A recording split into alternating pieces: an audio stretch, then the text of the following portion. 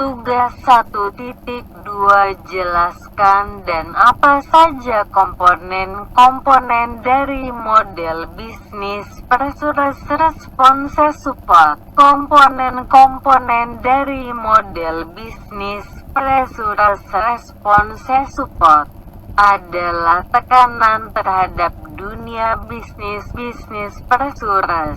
Respon perusahaan terhadap tekanan tersebut dan sistem pendukung yang sudah berbasis computerized support.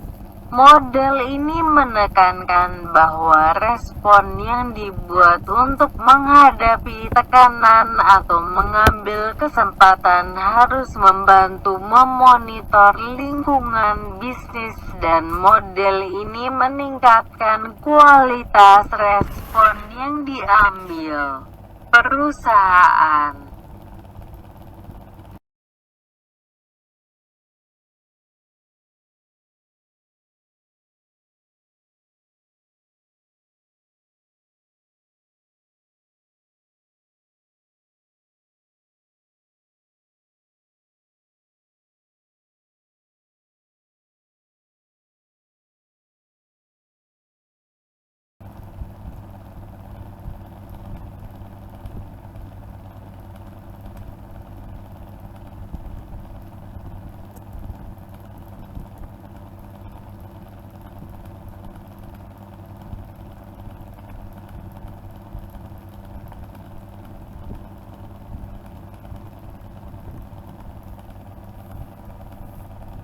Tugas 1.3 Figurehead role, peran sebagai kepala. Peranan untuk mewakili organisasi yang dipimpinnya dalam setiap kesempatan dan persoalan yang timbul secara formal. Leader role, peran pemimpin.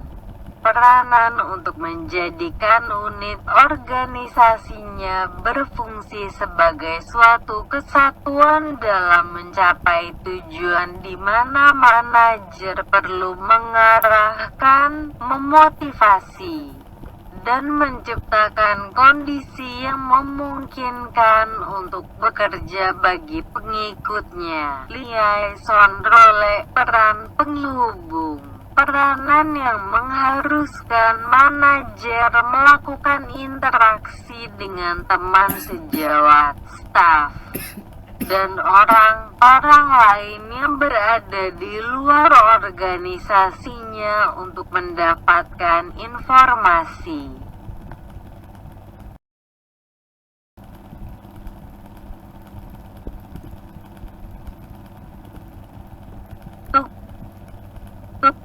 Tugas 1.3 manajemen bisa disebut decision making karena manajer bertugas juga memutuskan ke arah mana perusahaan tersebut berjalan. Jadi manajer juga melakukan proses decision making.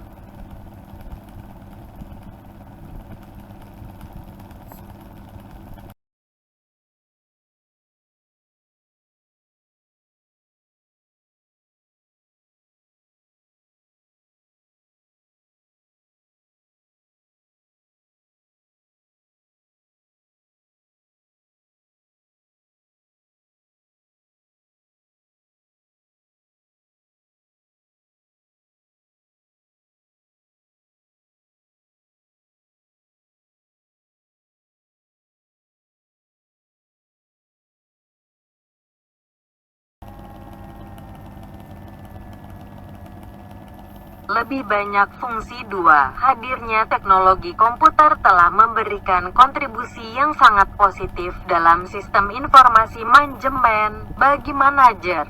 Kehadiran komputer dalam managerial decision making bukan saja memberikan kontribusi positif, lebih jauh dari itu. Proses pengambilan keputusan menjadi lebih mudah dan murah. Sehubungan dengan hal uraian tersebut di atas, maka dapat diambil beberapa kesimpulan. 1. Bahwa managerial decision making bukanlah komputer. Ia merupakan pengembangan dari ilmu manajemen dan telah ada jauh sebelum hadirnya komputer. 2. Bahwa managerial decision making merupakan metode bagi para pimpinan perusahaan, manajer dalam upaya pengambilan keputusan yang dapat dipertanggungjawabkan. 3. Bahwa hadirnya teknologi komputer telah membawa perubahan besar bagi aktivitas sistem informasi manajemen. 4. Bahwa managerial decision making yang berbasis komputer dapat menyajikan informasi sebagai bahan dalam pengambilan keputusan yang bermutu, bernilai dan berkualitas, yaitu informasi yang relevan bagi perusahaan organisasi, yang akurat dan tentu saja informasi yang tepat waktu atau tidak basi atau kadaluarsa. 5. Bahwa dengan aktivitas managerial decision making yang berbasis komputer, para pimpinan perusahaan, manajer dapat lebih mudah, murah, efisien dan efektif dalam upaya pengambilan keputusan, termasuk di dalamnya dalam melakukan fungsi-fungsi manajemen, seperti perencanaan, planning, pengorganisasian, organizing, penggerakan, actuating, dan pengawasan, controlling.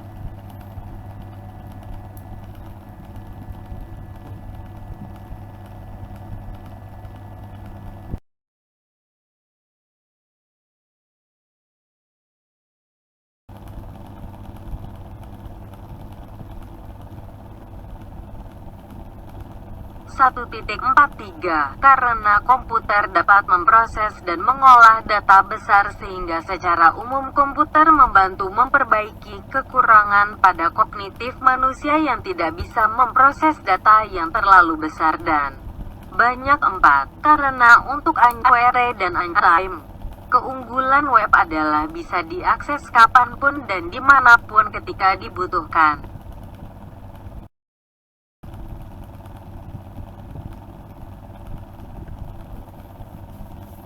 1.5 Keputusan diklasifikasikan sebagai keputusan terstruktur, semi terstruktur dan tidak terstruktur.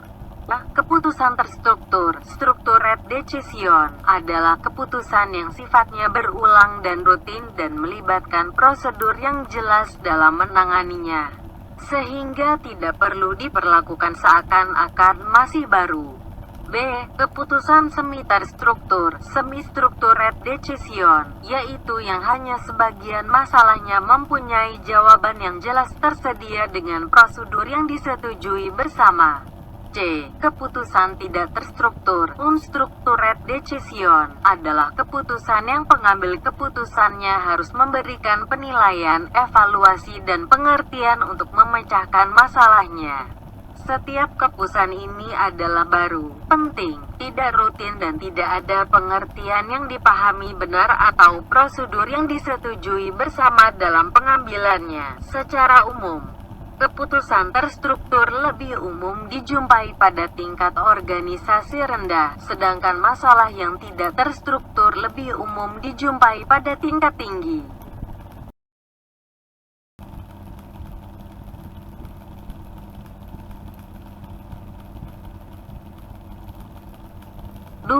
Kontrol, kendali operasional. Operasional kontrol adalah eksekusi tugas spesifik yang dilakukan secara efektif dan efisien. Contoh, penjadwalan komputer storage backups, perencanaan menu kafetaria perusahaan untuk minggu berikutnya. Kontrol, kendali manajerial. Manajemen kontrol adalah akuisisi dan penggunaan sumber daya yang efisien untuk mencapai tujuan organisasi. Contoh, mengupah koordinator produksi, merencanakan program iklan. Perencanaan strategis, strategic planning, adalah penentuan tujuan jangka panjang dan kebijakan untuk alokasi sumber daya. Contoh, memilih 1 dari 3 produk baru untuk dikembangkan. Menentukan untuk outsource atau tidak untuk petugas layanan pelanggan. Customer telepon support di daerah dengan biaya lebih rendah daripada yang ada saat ini di pusat. 3. Apa yang dimaksud dengan 9 Cell Framework, kerangka kerja keputusan? Masing-masing dari 9 sel tersebut menggambarkan kombinasi dari satu tingkat struktur keputusan dengan satu jenis kontrol, kendali manajemen.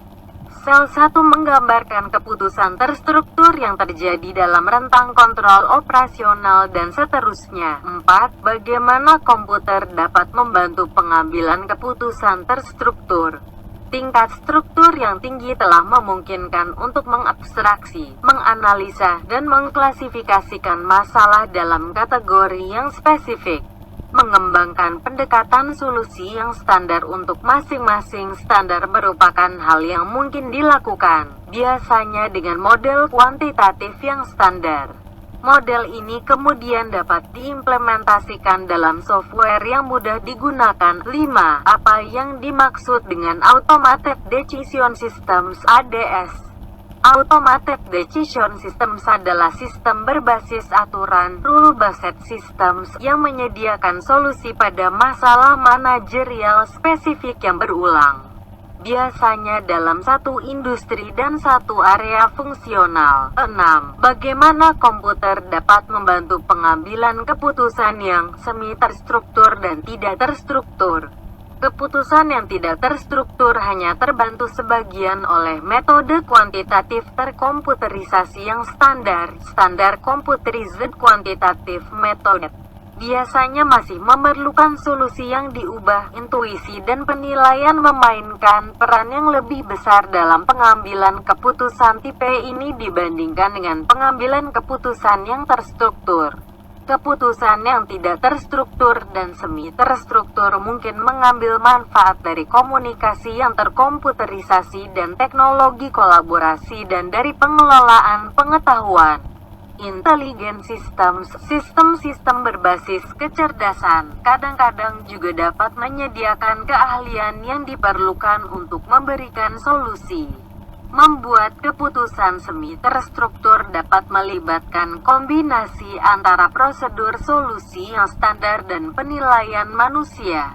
Ilmu pengetahuan manajemen dapat memberikan model-model untuk masalah pengambilan keputusan yang terstruktur. Untuk porsi yang tidak terstruktur, DSS (Decision Support Systems) dapat meningkatkan kualitas informasi yang menjadi dasar keputusan dengan menyediakannya. Kemampuan komputer inilah yang membantu para manajer untuk mengerti lebih baik sifat dasar suatu masalah dan kemudian membuat keputusan yang lebih baik.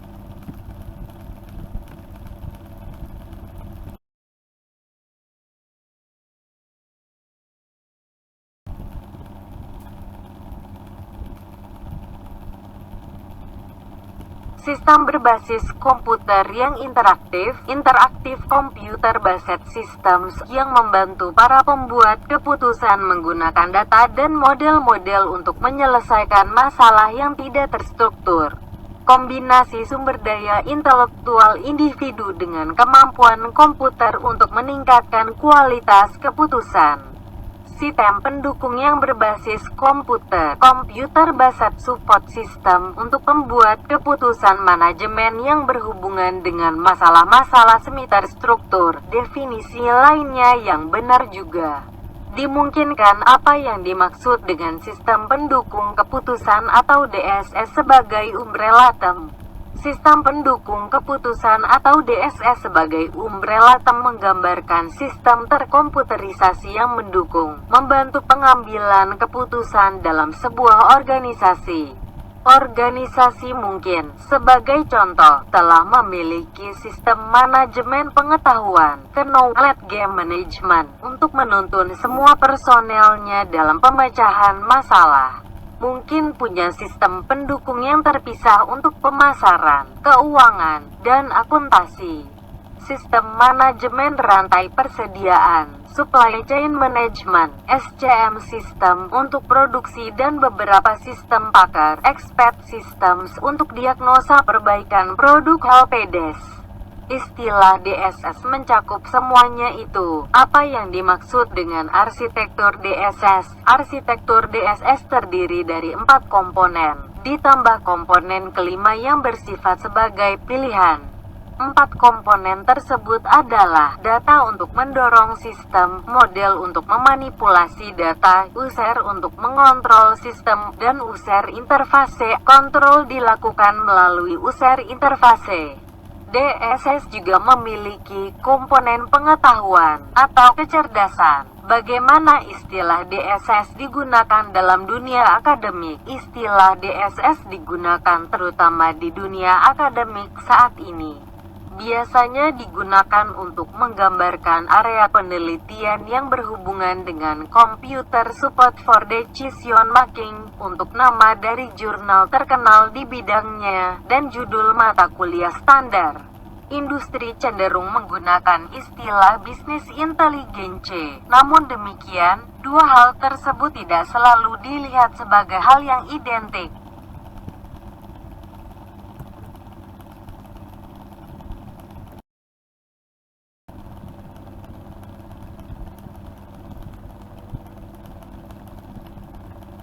(1.7) Business Intelligence (BI) adalah umbrella term yang menggabungkan arsitektur, perangkat, tools, database, aplikasi, dan metodologi. Tujuan utama BI adalah untuk memungkinkan akses interaktif, yang terkadang real-time, terhadap data, manipulasi data tersebut, dan menyediakan analisis yang tepat untuk para manajer bisnis dan analis. Apa saja komponen utama Business Intelligence (BI)? Sistem Business Intelligence (BI) memiliki 4 komponen utama. Data warehouse dapat disamakan dengan data dalam arsitektur DSS. Bisnis analitik dan manajemen kinerja bisnis performance management. Keduanya secara bersamaan dapat disamakan dengan model dalam arsitektur DSS. Dan user interface yang namanya sama dengan komponen yang ada dalam arsitektur DSS dapat juga ditambahkan dalam daftar komponen ini, yaitu user. Apa saja manfaat bisnis intelligence (BI), baik yang nyata, tangible, maupun yang tidak nyata, intangible, menurut sebuah survei? Manfaat utamanya yaitu lebih cepat dan akurat dalam pelaporan, reporting, memperbaiki pembuatan keputusan, meningkatkan layanan pelanggan dan meningkatkan pendapatan, revenue. 3 manfaat yang disebutkan di awal adalah manfaat yang intangible karena tidak berhubungan langsung dengan nilai finansial. Sedangkan meningkatkan pendapatan, revenue, adalah manfaat yang tangible. Apa persamaan dan perbedaan antara sistem pendukung keputusan, DSS, dan bisnis intelligence, BI? BI menggunakan sebuah data warehouse, sedangkan DSS dapat menggunakan sumber data apapun, termasuk data warehouse. Sebagian besar DSS dibangun untuk membantu pembuatan, pengambilan keputusan secara langsung. Sementara sistem BI biasanya dibangun untuk menyediakan informasi yang dipercaya akan mengarahkan pada pengambilan keputusan yang lebih baik. BI memiliki sebuah orientasi strategi, eksekutif, sedangkan DSS biasanya diarahkan pada analis. Sistem BI cenderung dikembangkan dengan perangkat yang tersedia secara komersial. Sedangkan DSS menggunakan pemrograman sesuai pesanan, custom programming, untuk menangani masalah-masalah yang tidak terstruktur. Metodologi dan perangkat DSS sebagian besar berasal dari akademisi. Sedangkan BI sebagian besar berasal dari industri software. Banyak perangkat BI, seperti data mining dan predictive analysis, dianggap juga sebagai perangkat DSS. Apa yang dimaksud dengan Management Support Systems (MSS)? MSS Management Support System mengacu pada konsep yang luas tentang penggunaan teknologi untuk membantu tugas-tugas manajerial secara umum dan khususnya untuk pengambilan keputusan.